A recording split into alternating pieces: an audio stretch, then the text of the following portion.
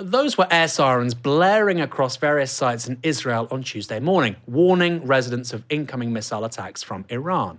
Now, according to Israel's state-run health ministry, just 13 people have been killed in those strikes. According to its state-run military, while several Iranian missiles have struck the country, most have been intercepted. And we've seen very little evidence to suggest otherwise.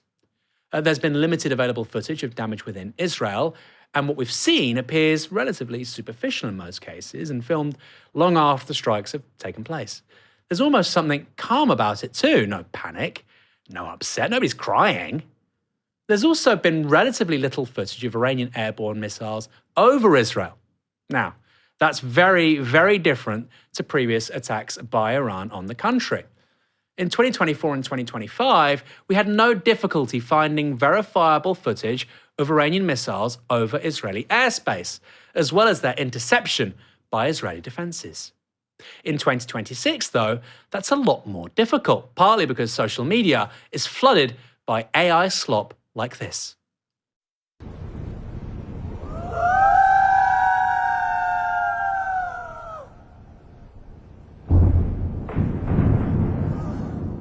Now, you might think filling social media with AI-generated rubbish showing new Iranian weapons or Iranian successes aids Iran, though the AI itself is very bad.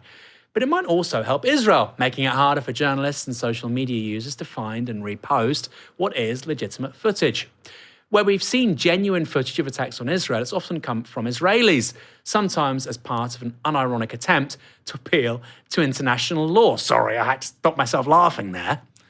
For example, several Israeli accounts posted this footage alleged to show a cluster missile being fired from Iran and exploding over Israeli cities. The use of cluster weapons is a war crime, though Israel appeared to have no worries about using them in Lebanon. Of course, Israel is not a signatory to anti-cluster bomb treaties, and neither is Iran nor the United States for that matter. International reporting from Israel is also tightly controlled. France 24 has reported this on Israel's restrictions on journalists. The army has banned live broadcasts of the Israeli skyline when alarms have been sounded to warn of incoming missiles or drones. Images of air defences intercepting incoming missiles had been a major part of the coverage at the start of the war and was a feature in the coverage of the June 2025 war between Israel and Iran. However, this is now forbidden. The army has also banned filming impacts at or near security sites, although it does allow coverage of civilian damage as long as exact locations are withheld. CNN has also reported this on Israeli media censorship. Israeli far-right Minister of National Security Itamar Ben-Gvir has turned the apolitical military censor into a talking point, vowing to, quote, act with severity and zero tolerance against international media that violate the censorship rules.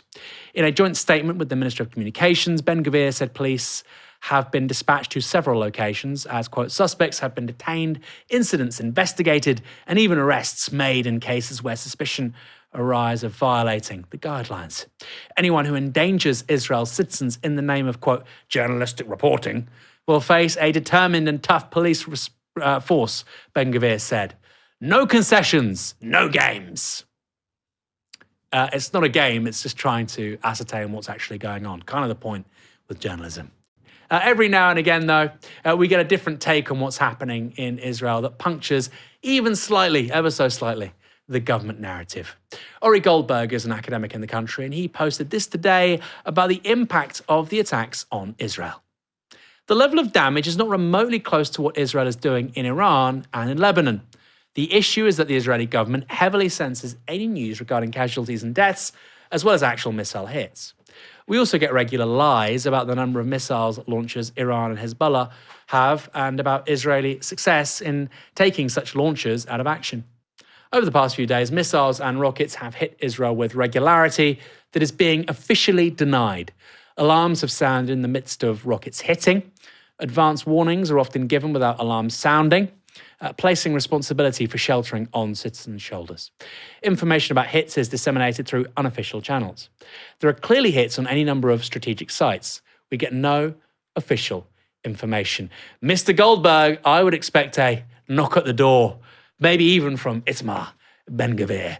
What do you make of all this? I mean, look, Israel has classically been seen as a leader maybe even the world leader when it comes to psychological operations, they're now using it, one might argue, not just against the global media, but their own populations.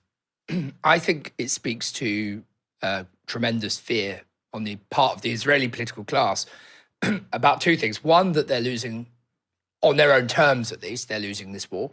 They're not meeting the objectives that they set out with. And two, that they know that the mood in the rest of the world has completely changed towards them. Israel used to. You only censor things if you're scared of the reality, right? That's an obvious thing to say, but it's true. Israel used to grandstand on its militarism, and it was a big, big part of its identity, and actually it was a big part of its popularity. You know, when they were still the good guys, in the way that they were seen in the rest of the world, it's obvious I don't think they were ever the good guys, but you know what I mean. They were able to frame themselves as using their military justly to protect themselves, but also to protect Western interests, like, you know, protecting the gates from the barbarians. And actually, that's obviously completely shifted in the rest of the world now. So on the one hand, they're blacking out information to the rest of the world for that reason. But actually, I think more telling and more interesting, because they haven't let journalists into Gaza for 3 years, or very scantily before that. I think more telling is that they're trying to withhold information from their own public. The Israeli public is not squeamish about war. It lives in a perpetual state of war, and many of them support it. Just look at polling. It's not my prejudice speaking. Let them speak for themselves. You just have to look at the polling. So I can only assume, Aaron, that this is being done because Israel knows that this war is not going in the way that it would have wanted.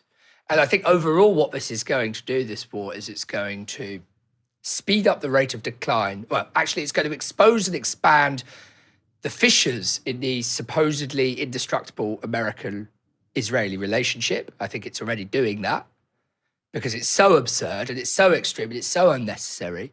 And I also think that it's going to speed up the rate in which Israeli society begins to fracture, in which those antagonisms, contradictions in Israeli society, around its racism, around its necessary upholding of apartheid and genocide latterly, will be exposed to the contradictions that surround it. And I think that that's what this war is going to do. And I think the fact that they're censoring the information to their own public is evidence of that. And also they've been shutting down the media just for reporting things on the ground which actually don't even contravene these expectations. We saw that, I think, with the Turkish camera crew.